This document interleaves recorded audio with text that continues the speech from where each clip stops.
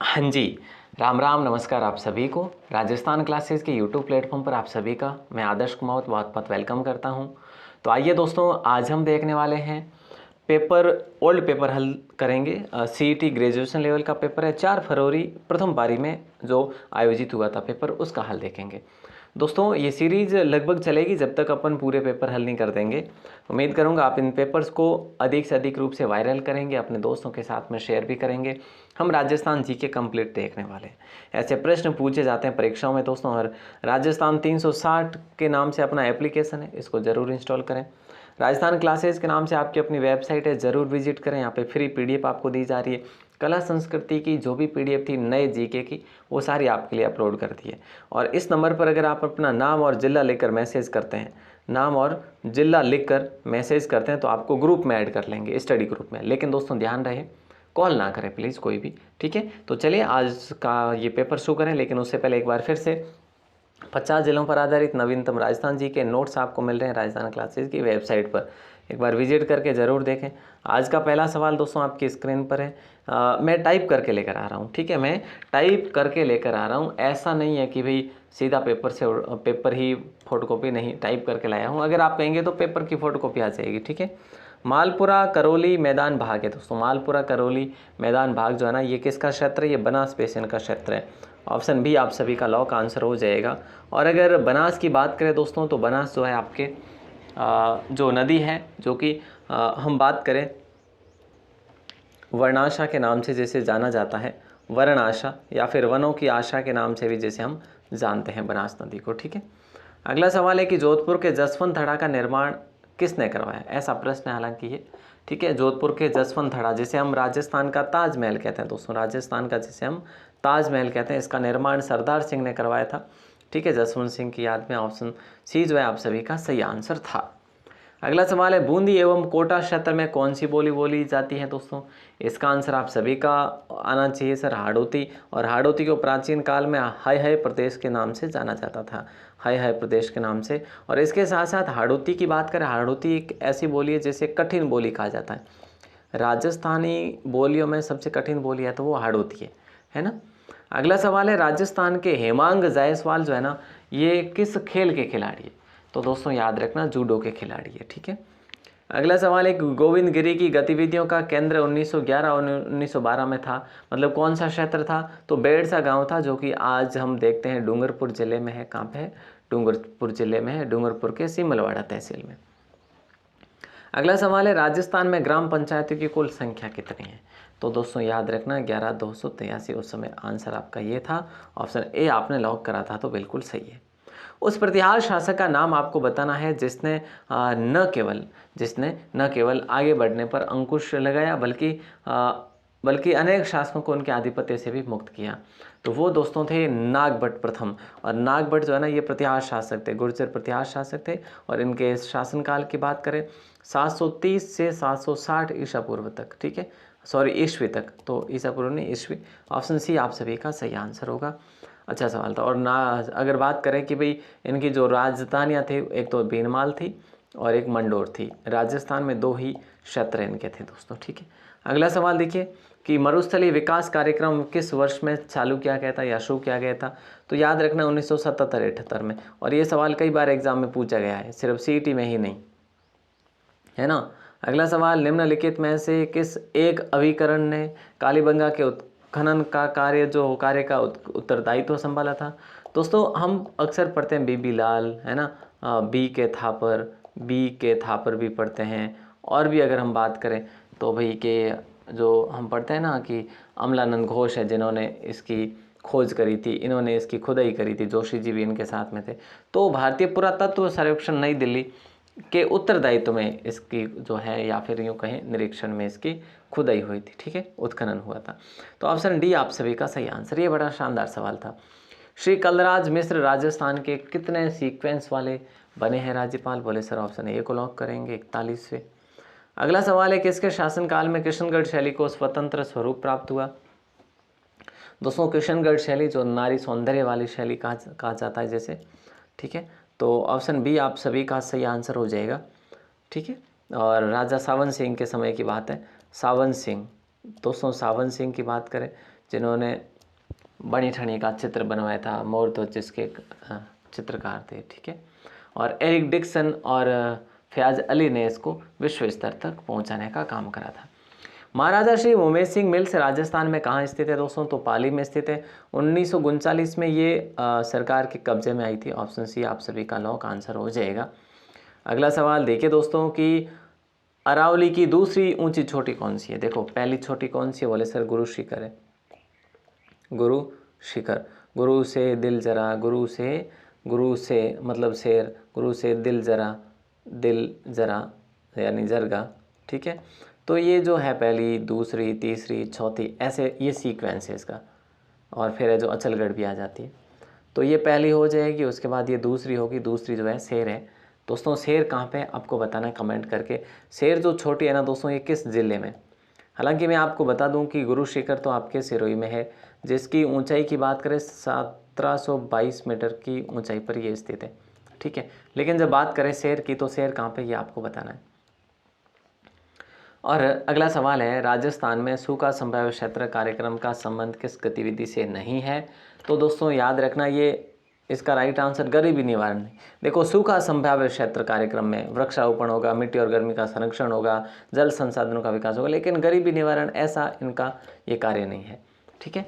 Okay, option B आपका lock answer हो जाएगा। अगला सवाल आपकी स्क्रीन पर है, राजस्थान में लोकायुक्त का पद कब जो है सृजित हुआ? दोस्तों पहले लोकायुक्त कौन थे? बोले सर आई.डी. दुआ। आई.डी. दुआ, ये कई बार एग्जाम में सवाल पूछा गया। आई.डी. दुआ जो पहले लोकायुक्त थे। अब सवाल आपसे पूछ लिया गया कि भाई कब पद जो है सृजित हुआ? तो 1773 में हुआ। ऑप्शन बी आपका लॉक आंसर होगा। रिको ने महिंद्रा ग्रुप के सहयोग से राजस्थान में कहाँ बहु उत्पाद सेज स्थापित किया? तो दोस्तों ये तो जयपुर में किया। और अगर इकाई है, अगर बात करें तो सबसे अधिक उत्पादित इकाई, या फिर हम बात करें कि भाई जो उद्योग की इकाई जो है वो सबसे महत्वपूर्ण है, तो वो जयपुर और अलवर है दोस्तों, ठीक है। अगला सवाल देखिएगा कि राजस्थान में कितनी बार राष्ट्रपति शासन लागू किया गया? दोस्तों तो राजस्थान में कितनी बार राष्ट्रपति शासन लागू किया गया? 4 बार किया गया, ठीक है, बिल्कुल सभी को विदित है। और अगला सवाल है, राजस्थान में पंचायती राज व्यवस्था का शुभारंभ किस पंचवर्षीय योजना के अंतर्गत किया गया था? तो इसमें देखो क्या कहा गया है कि पंचायती राज व्यवस्था का शुभारंभ, तो ये द्वितीय पंचवर्षीय योजना। अब ये कब किया गया? तो 1959 में दोस्तों, है कि नहीं? 1959 में 2 आपके अक्टूबर की बात है। जवाहरलाल नेहरू यहाँ पे आए थे। नागौर का बगदरी गांव था जवाहरलाल नेहरू की अध्यक्षता में, नागौर के बगदरी गांव में, ठीक है। ओके सर, याद रखेंगे, हाँ जी। अगला सवाल है कि राजस्थान का प्रसिद्ध पुष्कर मेला हिंदू पंचांग के किस माह में लगता है? दोस्तों पुष्कर मेला जो है, जो कि रंगीन मेला जैसे कहा जाता है, ये कार्तिक माह की पूर्णिमा को मोस्टली आयोजित होता है। हालांकि ये 15 दिन चलता है, ठीक है। ऑप्शन ए आप सभी का सही आंसर हो जाएगा। अगला सवाल देखिएगा, किस किसान आंदोलन के संदर्भ में ट्रेंच आयोग का गठन किया गया था? तो ट्रेंच यानी बेंगू आंदोलन हो जाएगा राइट आंसर, ऑप्शन सी को।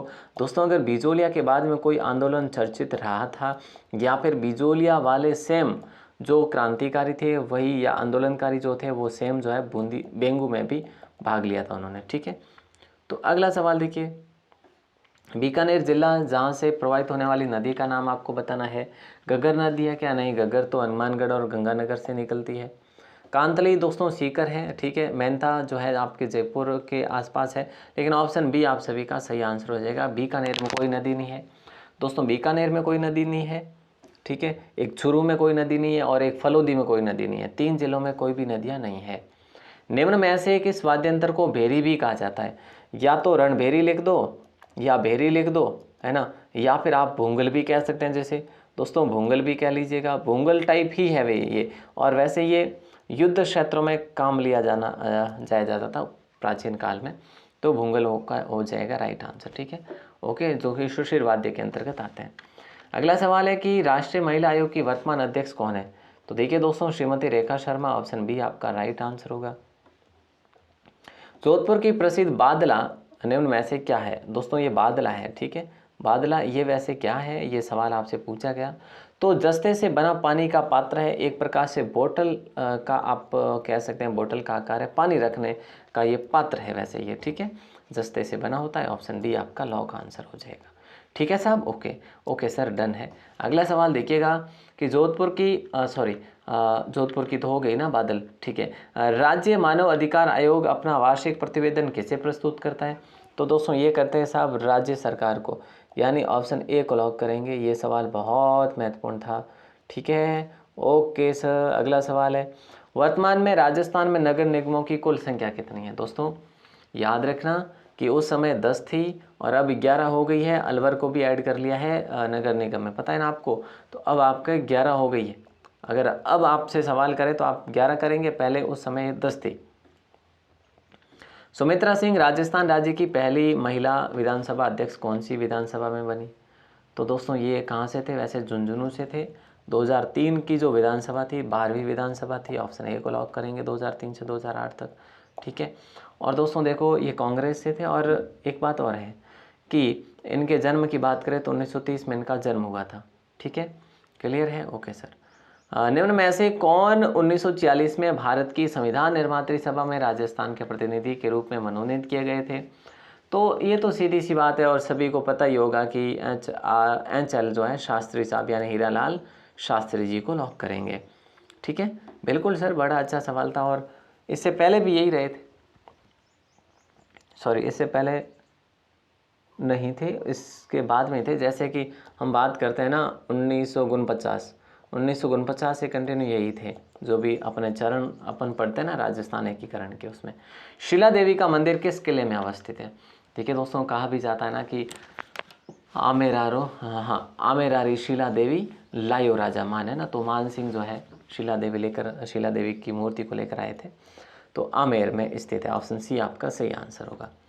अगला सवाल है कि निम्नलिखित में से राजस्थान के कौन से जिले से होकर कर्क रेखा गुजरती है? बड़ा अच्छा सवाल है, जिले से होकर कर्क रेखा गुजरती है, तो इनमें से बांसवाड़ा से गुजरती है दोस्तों। और इसके साथ साथ में एक डूंगरपुर भी अगर ऑप्शन में होता तो दोनों हो जाते, ठीक है। देखो डूंगरपुर के दक्षिण से होकर गुजरती है, बांसवाड़ा के मध्य से होकर गुजरती है, और राजस्थान में केवल ये जो है आपके 26 किलोमीटर का दायरा जो है कवर करती है, ठीक है साहब, ओके डन है ना। हाँ, अगला सवाल है, राजस्थान में निम्नलिखित जलवायु प्रदेशों में से कौन सा सबसे कम वार्षिक वर्षा प्राप्त करता है? तो दोस्तों इसमें जो है वार्षिक वर्षा प्राप्त करने वाला जो है वो ये है BWHW। दोस्तों ये क्षेत्र जो है ना पश्चिमी राजस्थान का है, कम्प्लीटली पश्चिमी राजस्थान का है। और पश्चिमी राजस्थान में वो सारे ज़िले आ जाते हैं, बाड़मेर है, जोधपुर है ना, बालोतरा है, नयावाला, जैसे जालोर है, सांचौर है, ठीक है। तो जैसे हम बात करें नागौर, फलोदी, चूरू, सीकर, झुंझुनू, हनुमानगढ़ वगैरह, ये सब आ जाते हैं इसके अंतर्गत, ठीक है। राज्य लोक सेवा आयोग के सदस्य को पद से हटाया जा सकता है विधानसभा के महाभियोग प्रस्ताव के तहत? राज्यपाल द्वारा, या संसद के महाभियोग प्रस्ताव के तहत राष्ट्रपति के द्वारा, या राज्यपाल के द्वारा उच्च न्यायालय के जांच के बाद, या राष्ट्रपति के द्वारा सर्वोच्च न्यायालय की जांच के बाद? ऑप्शन डी आपका सही आंसर होगा, ठीक है। राज्य लोक सेवा आयोग के सदस्य को पद से हटाना मतलब ये उच्च न्यायालय की जांच के आयोग के सर्वोच्च न्यायालय की जांच के आयोग के बाद राष्ट्रपति के द्वारा, ठीक है। तारकशी के आभूषण या फिर यूँ कह लो जेवर किस स्थल के प्रसिद्ध है दोस्तों? तो मैंने आपको कई बार बताया, ये सवाल हज़ारों बार कोई पूछा गया, यानी कई बार पूछा गया, तो नाथ द्वारा का पॉपुलर है। और कई बार जयपुर भी ऑप्शन में आ जाए फिर भी आप नाथ द्वारा करेंगे, अगर नाथ द्वारा ऑप्शन नहीं आए तो फिर जयपुर कर लेना है, ठीक है साहब, ओके। गंभीरी तथा बेड़च नदियों के संगम पर कौन सा किला स्थित है? कई बार अभ्यारण्य पूछ लिया जाता है। तो दोस्तों चित्तौड़गढ़ किला स्थित है, कहाँ पे? गंभीरी और बेड़च पर।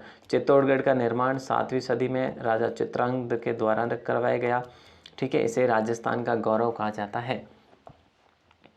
निम्नलिखित में से कौन सा कथन राजस्थान राज्य मानवाधिकार आयोग के बारे में सही नहीं है? तो देखिए दोस्तों, अन्य सदस्य उच्च न्यायालय अथवा जिला न्यायालय के न्यायाधीश अथवा मजिस्ट्रेट हो अथवा रहे हो, बिल्कुल सही है। अध्यक्ष व अन्य सदस्यों की नियुक्ति गवर्नर द्वारा की जाती है, ठीक बात है। यह एक बहुसदस्यीय निकाय है जिसमें अध्यक्ष और 2 अन्य सदस्य होते हैं, ठीक बात है। अध्यक्ष उच्चतम न्यायालय का सेवानिवृत्त होता है, ये गलत बात है, सही नहीं है। ऑप्शन डी आपका सही नहीं है। अगला सवाल दोस्तों पूछिएगा, आपसे पूछा जा रहा है आपसे कि वृहद राजस्थान का राज प्रमुख किसे नियुक्त किया गया था? तो वृहद राजस्थान या फिर महाराजा मान सिंह कह लो, वृहद राजस्थान, या फिर यूँ कह लो कि चतुर्थ चरण कह लो।